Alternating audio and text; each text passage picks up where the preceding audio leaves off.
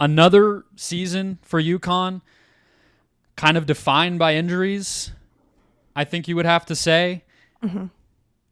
But nevertheless, a 3 seed, 29-5 season, and Paige has strung together some solid performances to round out the season. So what are your expectations for this strange in-between injury-riddled era for the Huskies and what Paige can do healthy, it seems, in another tournament? Yeah. I think about the current era of college basketball that we're in sort of as the post-UConn era, because from 2013 to 16, when Brianna Stewart was leading UConn to 4 straight titles, MOP every year, just no sense of doubt at all when UConn got into the tournament. I know we all love to root against a Goliath, but I'm not sure that was a great time for women's college basketball just because of this total certainty that UConn operated with. And Yeah.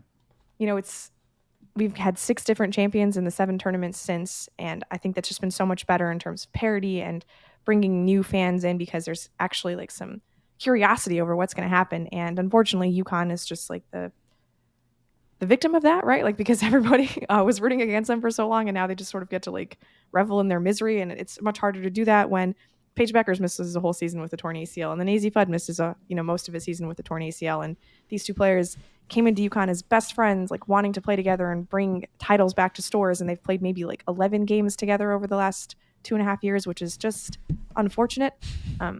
But I look at UConn, and they're an absolute buzzsaw against every team that is worse than them. They do not get upset. If you put them in a situation where they expected to win, not only do they win, they cream their opponents. They played a game against Marquette, where I think Marquette finished with 29 points and didn't score in the last 15 minutes near the end of the season. I'm going to repeat that. They didn't score for the last 15 minutes against UConn, and this is when you have your scrubs in the game. So, if you're trying to pick UConn as an early upset, that is a terrible idea. Do not do that. But then you look at the fact that when they're matched up against teams who are considered to be as talented or potentially more talented than them, they lost to South Carolina by double digits. They lost to Notre Dame at home by double digits. They lost to UCLA. They lost to Texas. When they've had an opportunity to provide a resume-building win to be hey, we're still UConn even though we play in the Big East, have not been able to come up with that. So I'm torn between Paige Bueckers is a stone cold killer who got her team to the national title game basically single-handedly in 2022, the last time we saw her in NCAA tournament. And then also hey, UConn, try winning a game against a good team.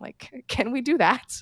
And I still have a lot of respect for Gino and Paige, but it's just hard for me to see this UConn team figuring it out at this point of the year when, oh yeah, their backup center has also been ruled out for the NCAA tournament. So they have a 6-player rotation.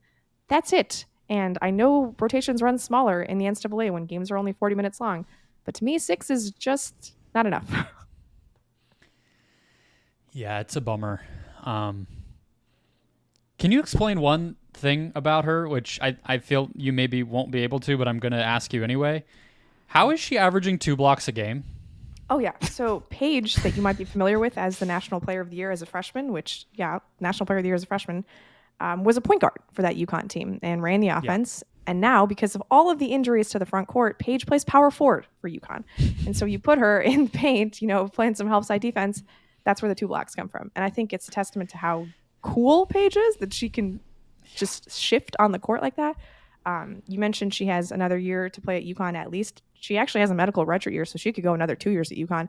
But I'm excited to see what she looks like as a pro because she was like Caitlin before Caitlin in terms of the scoring and the playmaking. And Caitlin obviously added another element with the deep shooting that Paige doesn't really have in her bag. But, Paige and Caitlin played each other in the NCAA tournament in 2021 as freshmen. And UConn crushed them in that game. And Bueckers was way better. And it's weird to think that that was ever a thing because look at Caitlin now and everything that she's accomplished. And maybe it's just health, but I still think Paige is such a good player that we kind of forget about, which is weird because whoever forgets about UConn, Well, the thing is too, I feel like it feels unfair to just compare them to each other, but just to play that out. They have faced each other in that high profile game and whatever. I'm just going to do it. I think the other aspect that makes them similar that felt like this rivalry or this sort of head-to-head thing could be building is Paige is just as much of, and I say this lovingly, just as much of an MFer as Caitlin Clark is, right? Like, I interview when Paige won Gatorade Player of the Year during the pandemic, before as she was going to UConn, I interviewed Sue Bird about her. And she was like, this is kind of just like Diana again, in terms of the mentality and the FU kind of effort and physicality to her game and everything else. And I've said this to Chris before. The stop-start nature of it makes it hard to fully evaluate where Paige is, but this season's been very good by kind of anything you would look at.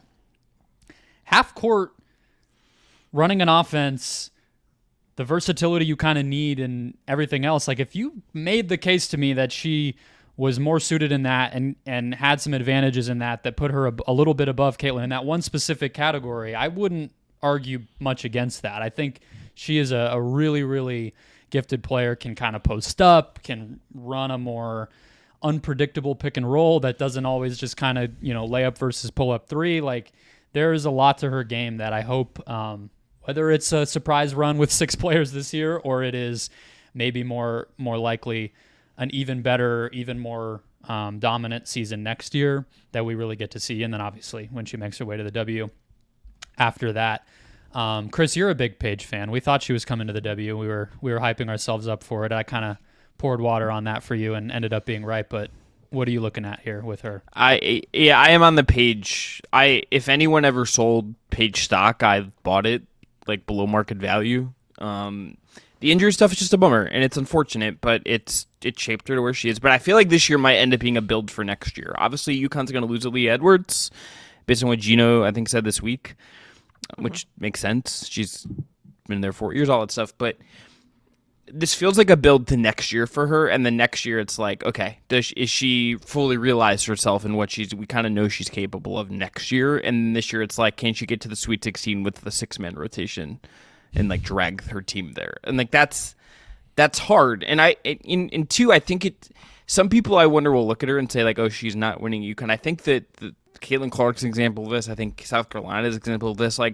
Even if she is like Sue Bird said, Brendan, the Taurasi kind of for the modern age in terms of her competitiveness in that way, the landscape for her to win is now just harder than ever. And I want to see her attack that. I'm kind of actually glad in some way she's coming back another year just because we get to see what that looks like. It'll be really cool to see her as a pro because I think she's going to be a really good pro. And maybe I'm curious to see if she'll never say this publicly, I wonder what she thought of where she could have ended up is the other part of this. What she looked at those organizations and thought, okay, are those actually good fits for me? But another year for her where she gets to get healthy, hopefully, and be healthy a full year and get better and maybe build on this year feels like a really good win-win situation for her. Even if this year I see them winning early and then probably fading out once we get deeper in.